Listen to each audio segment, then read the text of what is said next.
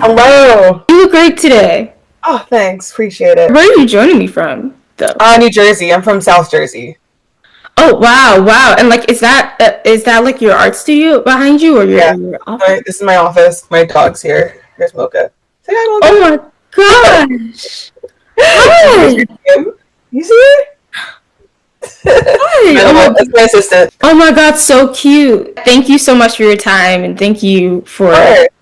being a guest. I personally think that preparing for this podcast is fun, and since I've graduated from college, I've been able to focus in on it more and give more time to researching my guests. Of course, that includes you, and a lot of your work concerns, representation of Black girls. While I was preparing for this interview, it actually conjured up this memory of this book, Please Baby Please, by Spike Lee and his wife Tanya Lee. The illustration depicted this little brown skinned black girl with curly hair, and researching your work reminded me of like how important illustrations like Yeah. that were to me. What drew you to illustrations and comics, and how did your own experiences with representation or the lack thereof shape the stories that you wanted to tell? I think what drew me to illustration was just that, like, I felt like I wasn't a words person. Like, text was just so hard for me. Being dyslexic, it was just not my forte to have to write things out. I feel like I could always, like, draw it better than I could explain it via any kind of language. And so I just, like, kind of kept doing that. And then I think it was just, like, natural for me to center my perspective, like, when drawing and creating. Like, I feel like, well, wouldn't it be obvious that I should, like, write from my own lived experience, I guess? So, like, I guess for maybe, like, the marketplace or kind of typical, like, what you would go into a bookstore and see, maybe it feels like a white perspective or a male perspective is, like, the default. But I feel like as a Black woman, my default was obviously Black women. You know what I mean? Mm-hmm. And so I think it was just like that. If that's the default and that's all if that's the only lived experience you've ever had, then I feel like it's natural to just depict that. I think it's great to make that the default. Gathering from my research, obviously, in 2019, you became the second Black female cartoonist and one of the youngest cartoonists to be published in The New Yorker after boldly reaching out to them in an email about, a lack of diversity in their cartoons. What gave you the courage to send that email, and what was running through your mind when you clicked send? I mean, social media wasn't like what it is today then. I guess I was 22 then, so it was like 7 years ago. And it was just like clicking the contact button like on Instagram. Like it didn't feel that deep, if that makes sense. You know what I mean? Yeah. Like it was just like it was not a super thought out thing. I think I was like sitting in. I was a graphic design like associate at the time, like for a nonprofit. So I was just like should have been working. It was just like, hey, like a lot of your cartoons like look the same. You guys should probably fix that. Bye.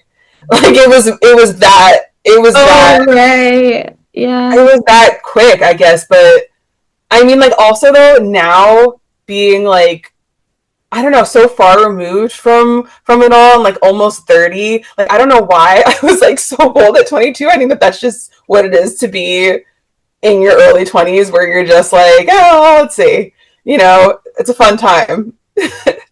I like to think that I'm that bold at 22. I think you are. I think you are. I think it takes guts to like go and reach out to somebody that you don't know and ask them to like be on a podcast. That takes guts. Like it really does. Don't sell yourself short. You are so, so sweet. The first time you held or read a copy of The New Yorker with your cartoon inside, what was that moment like for you?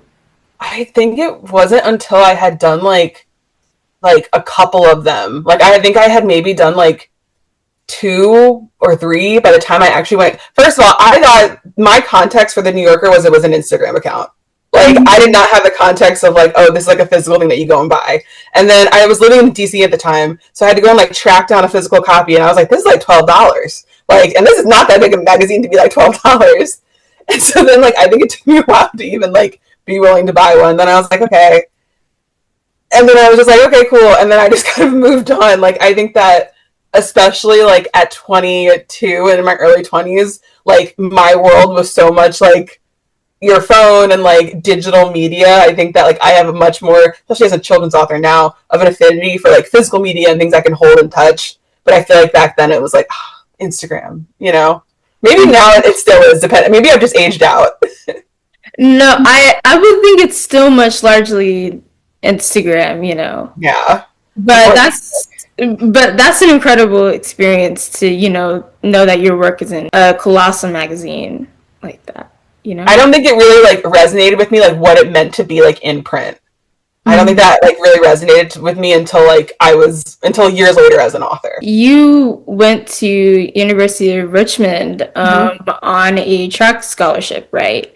Yep. When did, drawing and artistry come into the picture for you? I mean, I had always really liked art, and I did it in like when I was in high school, but it was very much just like, oh, like I take these art classes like through my at high school and stuff. Like I just do this because I like it. And it's just fun. Like there's nothing like it's nothing deeper than this. It's not going to go anywhere.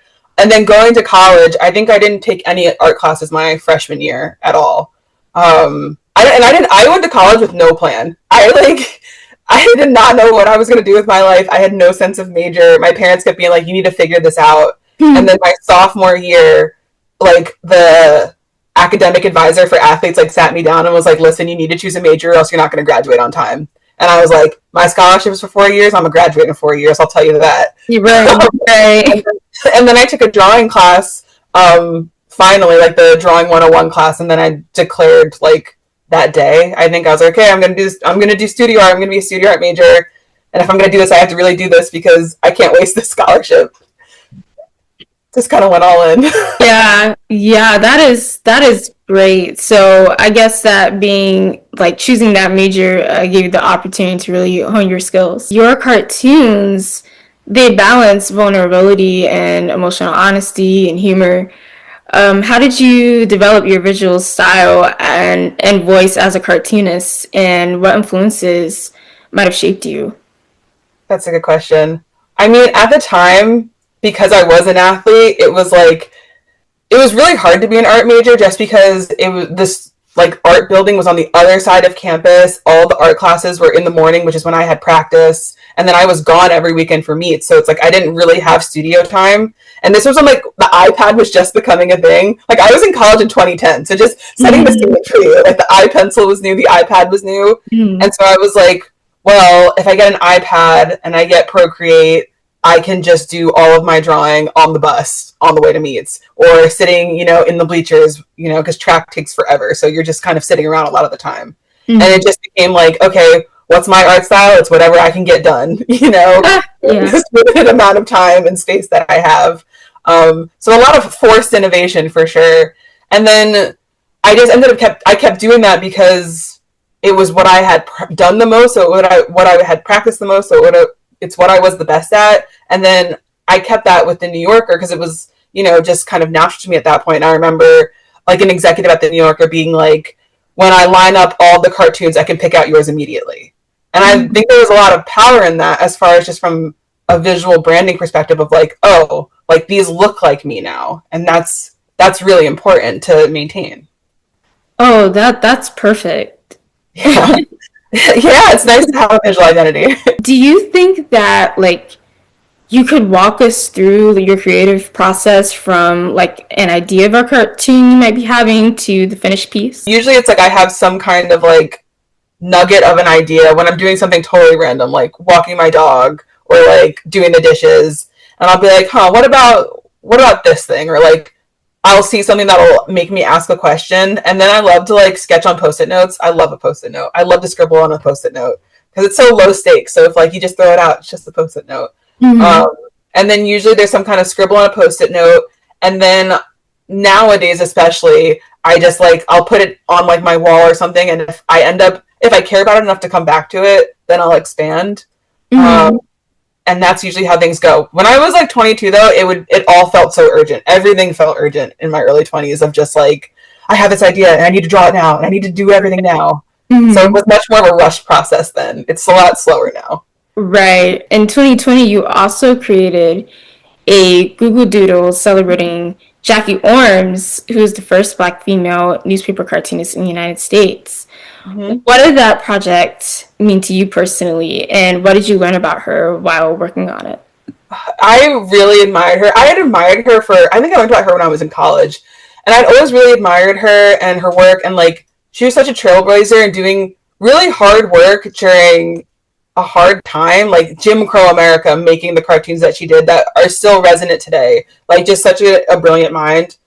I mean, I learned like, a lot of like sad stuff, which was like unfortunate about like, for so much of her career she wasn't paid, which is why she ended up taking like a 6 year break from doing any of it. And that, when she eventually did retire and stop drawing, she thought that like no one would remember her or her work, and that like I don't know if she felt like it had been of value. Mm-hmm. And I think that that really made me want to feel like a real responsibility of making the Google Doodle like as to the best of my ability, because it did matter, and it does last, and it has lasted. And I was able to do a picture book about her after that.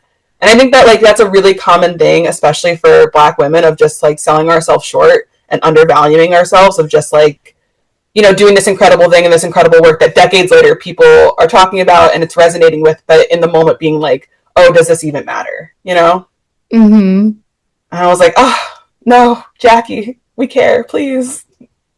That's incredible that you were able to spotlight her.